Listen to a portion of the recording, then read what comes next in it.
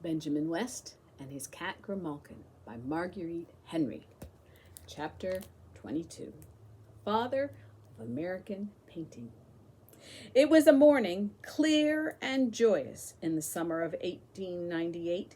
Nearly 150 years had passed since the little red sleigh set out for Philadelphia. Knots of people were gathering about an old stone house in Swarthmore, Pennsylvania. An American flag veiled the space between two windows of the house. It stirred lightly with the wind, but gave no hint of what was underneath. For several hours the crowds kept on coming, in surreys and gigs and high spring wagons. Men in tan derby hats stroked their chin whiskers and pulled out from their vest pockets enormous gold watches on long chains. Ladies in tiny black bonnets and long silk skirts rustled their children into a little half circle about the flag. As the morning wore on, sun parasols popped out, thick as mushrooms after a rain. At last, a man with a trim white beard took his place before the flag. "It's the Reverend Mr. Joseph Vance," the word went around. Voices quieted. An expectant hush settled down over the wide green lawn. "Friends," came the deep-toned voice of the Reverend Mr. Vance, "we are gathered here to keep green the memory of Benjamin West. 160 years ago, he was born in the south room of this house." And while the bees played an obligato and a wren sputtered at the disturbance, Mr. Vance began to draw little pictures in everyone's mind. He showed the boy Benjamin making a hair pencil from the fur of his cat's tail. He showed him with the Indians, digging his colors from the earth. He showed him standing, trembling and fearful, before the elders and overseers, hoping they would not call him off from his painting. He showed him studying history at the Academy of Philadelphia and painting miniatures to earn his keep.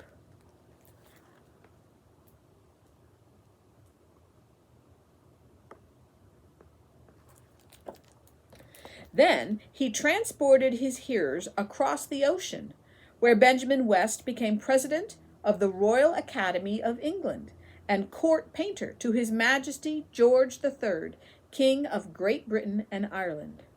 "Friends," said Mr. Vance as he measured his words with slow purpose.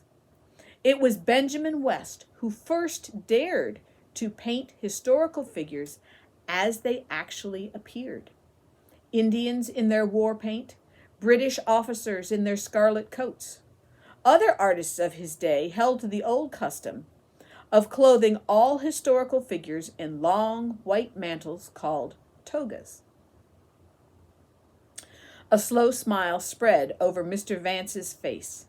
"I like to picture Benjamin West wearing his Quaker hat in Windsor Palace and refusing a knighthood because, as he himself told the king, 'To Quakers, titles are needless. The only title we covet is that of friend.'"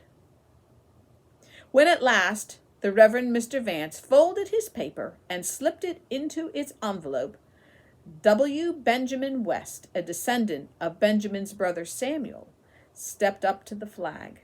With trembling fingers he drew a cord. The flag rose. And there, placed in the stone of the wall, was a memorial tablet. He read the inscription in a clear voice so that it carried to the very outer fringe of the gathering. "Benjamin West, President of the Royal Academy, was born in this house the 8th month, 10th day of 1738, placed by the Delaware County Historical Society."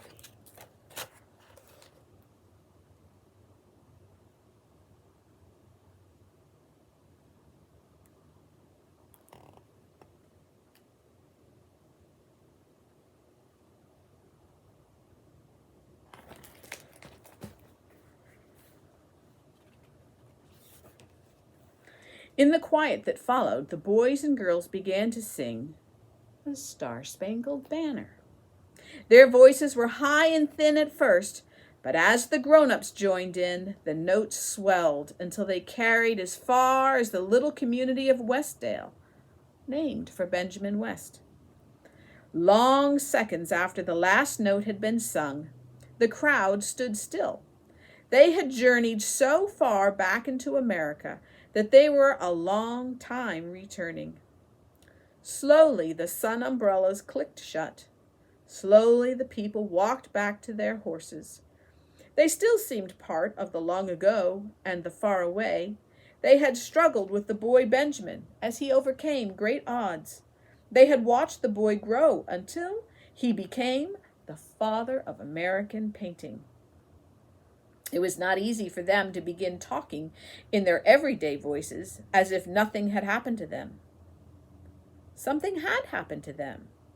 They had gone a-leafing and found a page of American history. The end. Now, I thought that you might like to see a few of the paintings that Benjamin West actually painted himself. So I have found this great big book at the library. We'll see how we do. This first picture is called a self-portrait. It means it's a painting that he painted of himself.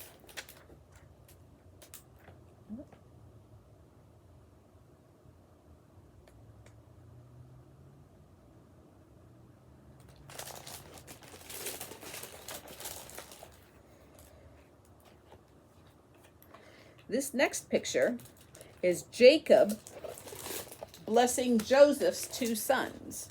Now, if you remember, let's see here. There we go. Jacob had 12 sons, and Joseph was the one who had the coat of many colors. But this is much later than that, after Joseph was grown and had sons of his own.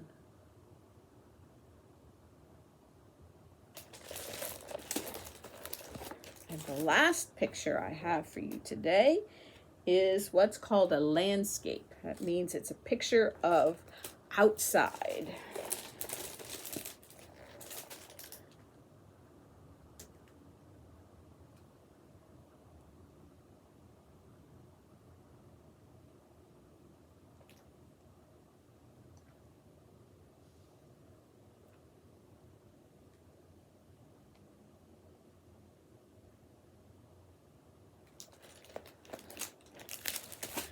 If you want to see more of Benjamin West's paintings, you can go to your library and get a book on it.